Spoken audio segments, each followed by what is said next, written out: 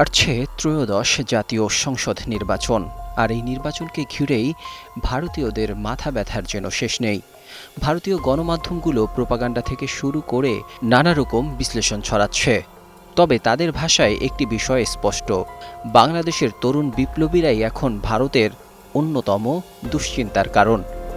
বিদেশ থেকে দেশে রেমিটেন্সের টাকা আসে নিরাপদে, তাই আজই আপনার আপনজনকে বলে রাখুন, রেমিটেন্সের টাকা যেন শুধু নগদেই পাঠায়।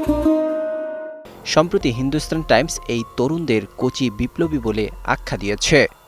হিন্দুস্তান টাইমসের প্রতিবেদনে বলা হয়েছে, বাংলাদেশে বিএনপি সরকার ক্ষমতায় এলে ভারত বিরোধী শক্তিকে প্রশ্রয় দেওয়া হবে না, এমন দাবি করেছেন বিএনপির মহাসচিব মির্জা ফখরুল ইসলাম আলমগীর। এই বক্তব্যকে সামনে রেখে ভারতীয় গণমাধ্যম বোঝাতে চাইছে, বিএনপি আসলে ভারতের জন্য বড় কোনো হুমকি নয়, বরং তারা বিএনপিকে একটি নিয়ন্ত্রিত ও কূটনৈতিক শক্তি হিসেবে উপস্থাপন করছে। ওই প্রতিবেদনে বিএনপিকে আপাতত এগিয়ে রাখা হয়েছে সরকার গঠনের দৌড়ে। এ নিয়ে তারা এমিনেন্স অ্যাসোসিয়েট ফর সোশ্যাল ডেভেলপমেন্টের রিপোর্টকে সামনে এনেছে।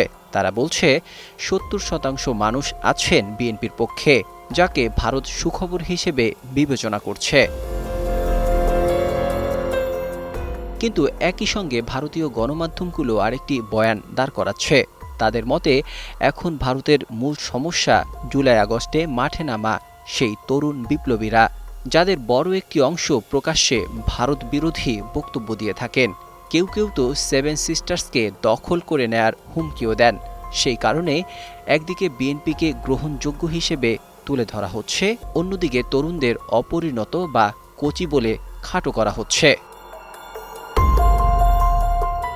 সব মিলিয়ে প্রশ্নটা এখানেই, বাংলাদেশের নির্বাচন নিয়ে ভারতের এই অতিরিক্ত আগ্রহ কি শুধু স্থিতিশীলতার জন্য, নাকি ভবিষ্যৎ নেতৃত্ব কার হাতে যাবে তা নিয়ন্ত্রণের চেষ্টা?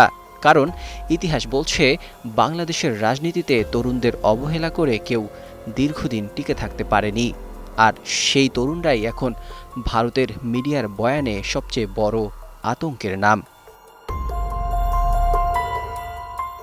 ডেস্ক রিপোর্ট, ২১শে টেলিভিশন।